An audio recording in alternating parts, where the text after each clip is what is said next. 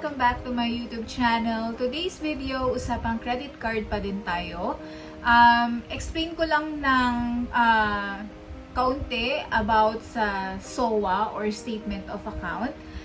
Para to sa mga beginners or yung mga first timer pa lang nagagamit ng credit card. So, gusto ko kayong bigyan ng tip or kaunting kaalaman din, no, bago nyo iswipe yan. So, without further ado, start na tayo. Okay, yung statement guys or SOA, sinisend yan ng bangko every month. Okay, so dati, sinisend nila yan paper via post office or mail. Ngayon, mostly lahat ng bangko, sinisend na nila yung statement via email. Okay, so importante na active lagi yung email mo at na-check mo yan kasi dyan sinisend ng bank yan. Maglalagay ako dito sa screen ng example ng SOA, so yung BDO statement na lang. Kinover ko lang yung mga details for security. Okay, so makikita nyo dyan yung logo ni BDO sa taas, sa ibaba nyan, dyan nakalagay yung pangalan ng credit card holder at saka yung address. And then, dyan naman sa katapat niya, ayan, makikita nyo may mga information dyan. Those information guys ay sobrang importante na dapat alam mo kung ano yung mga yon. Okay? So, unang-una na dyan is yung statement date. Yung statement date, ito yung parang pinaka-cut-off ng credit card mo. For example, ang cut-off ko is every third of each month. So, for example, ngayong month, November 3. Ang ginagawa ko guys kasi, tinatandaan ko talaga yan. Bakit? Kasi, for example, meron akong gustong bilhin. Gagamitin ko yung credit card. Gusto ko, hindi siya sumama sa bill ko ngayong November. So, gusto ko sumama siya sa December pa na bill. So, ang gagawin ko, bibilin ko yung product or magpe-purchase ako after November 3 na. So, para hindi siya mapasama sa upcoming statement. Okay? So, siguro naman na-gets nyo na yun, ano? So, just make sure, guys, na lagi nyo tatandaan yung cut-off nyo or yung statement date. Tapos, kung November 3 yung statement date ko, so, 3 to 5 banking days, isesend na ng bangko yan yung statement of account or yung SOA. So, after ng statement date is yung card number. So, syempre, given na yan. Next is yung credit limit. So, ang credit limit guys, ito yung amount na binigay sa inyo ng bangko na pwede nyong hiramin or gamitin using the credit card. For example, 30,000 yung binigay na credit limit mo, ayon yung maximum amount na pwede mong gamitin using the credit card. Okay? So, kapag na-max out mo yung credit limit, syempre, hindi mo na muna magagamit yung card kasi wala na eh. Wala nang available credit limit na magagamit. So, ang gagawin nyo guys is maghihintay kayo na kasi may babalik lang yung credit limit pag nagbayad ka na. Okay? So, ganun yun ha. Yung credit limit, dapat alam nyo din yung credit limit nyo. Then, yung next is yung cash advance limit. Iba kasi yan eh. Yung cash advance limit, guys, yan yung maximum amount na pwede nyong ma-cash advance using your BDO or kahit na anong credit card pa yan. Okay, so, meron akong separate video na ginawa for cash advance. Check nyo na lang. So, yung cash advance, yan yung sinabi ko doon na pwede nyong gamitin yung inyong credit card na mag-withdraw sa ATM machine.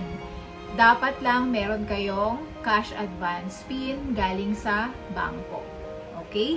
So, yung cash advance limit, for example, yung credit limit mo is 30,000, tapos yung nakalagay na cash advance limit is 10,000. So, ibig sabihin, 10,000 lang yung pwede mong ma-cash advance or ma-withdraw sa ATM kapag ka-cash advance ka. Okay? So, next is yung interest rate per month. So, di ba nga dati 2.5% lang yan. So, binalik na yan ng Bangko Sentral, naging 3% na siya. Okay? So, standard yan, 3%. I think across the banks yan sa lahat ng bangko, 3% na siya. Okay? And then, now, yung minimum payment. So, ito yung tinatawag na minimum amount due, guys. So, for example, meron kang binili gamit yung credit card mo worth 10,000. So, na-receive mo na yung billing statement mo. Ang nakalagay doon, yung total outstanding balance is 10,000. Yun yung purchase mo. Tapos, yung minimum amount due nakalagay is, let's say, 1,000. So, hindi ibig sabihin na nakalagay doon minimum amount due or minimum payment is 1,000. 1,000 lang babayaran mo. So, dapat guys, babayaran mo talaga ng full kung magkano yung ginamit mo sa credit card para hindi ka mapapatawan ng interest ng bangko. Hindi magpatong-patong yung interest mo. Okay? Nagkaka-interest lang naman yan kasi guys kapag hindi nyo binayaran ng buo. Okay? So, pag nabayaran nyo ng buo yan, wala kayong interest na babayaran. Okay?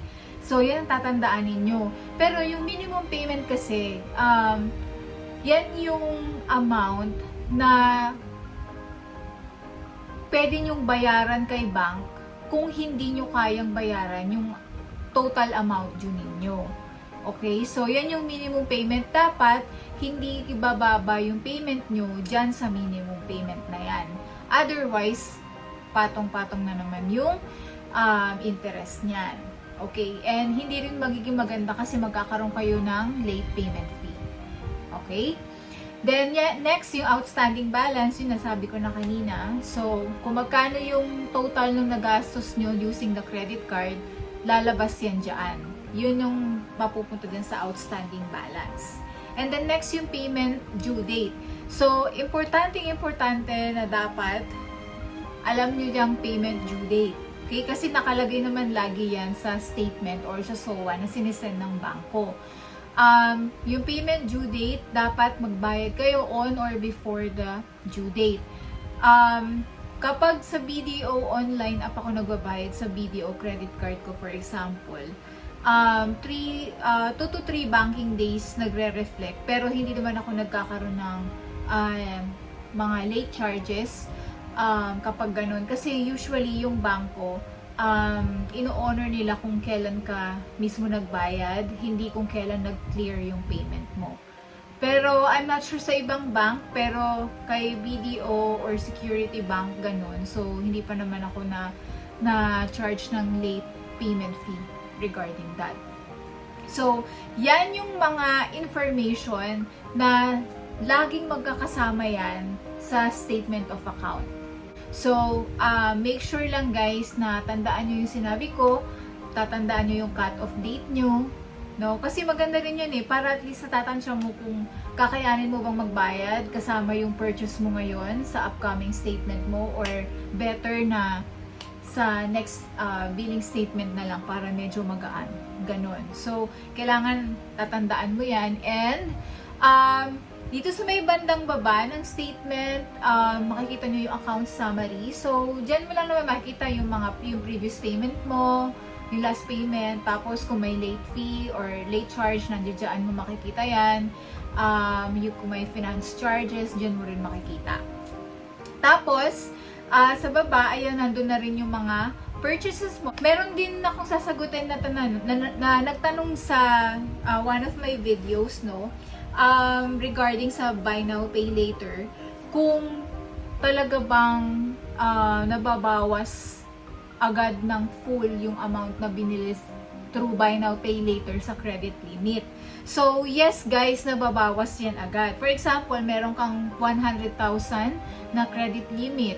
Tapos, bumili ka ng, let's say, bumili ka ng iPhone. Worth 60,000 yung iPhone. Tapos, naka 24 months ka na installment, buy now, 3 months, pay later. So, yung 60,000 na yun guys, pag sinwipe yun, automatic mababawas yung sa credit limit mo. Kasi ang ibig sabihin nun, yung bangko ang nagbayad on your behalf doon sa partner nila na merchant. Bawa sa Power Mac. So, si BDO or kahit na anong bangko yung credit card nyo, yung bangko mismo yung nagbayad ng buo. Ngayon, yung buy now, pay later na yun, hindi yun mismo kay merchant, kundi kay bank yun. So, kay bank kayo naka-buy now, pay later.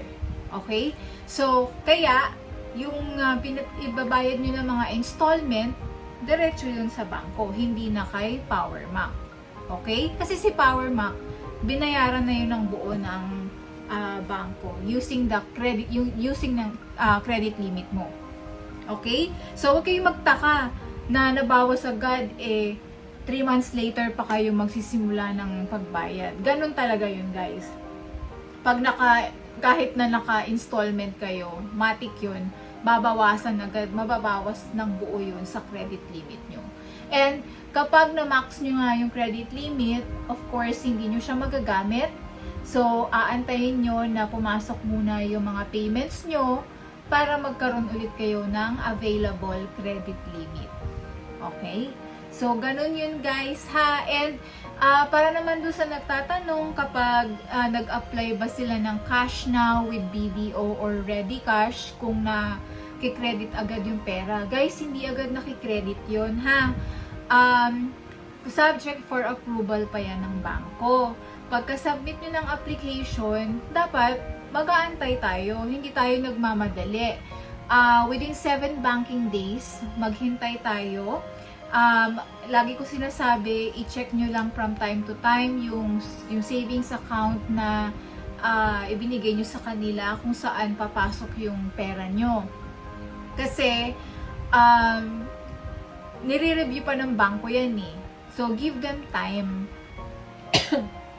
Excuse me. And, if in case na 7 days na or 7 banking days na and wala pa din, then pwede kayong tumawag sa kanila para mag-follow up. Okay? So, ganun lang, guys. Yun lang yung gusto kong i-share sa inyo. And, hinay-hinay lang sa pag-swipe ng credit card and make sure talaga na bayaran nyo yung outstanding balance, wag lang yung minimum due. Or kung hindi nyo man kayang bayaran in full yung outstanding, try nyo bayaran yung minimum due pero sana dagdagan nyo. Wag lang yung eksakto lang talaga. Kasi, tatagal yung pagbabayad nyo and may interest talaga na pumapatong dyan. Okay? So, yun lang, guys, and I hope kahit paano makatulong itong video na to. If you have other question, leave your comment below. I will try to answer you. Salamat sa panonood and see you again on my next. Bye-bye! What a wonderful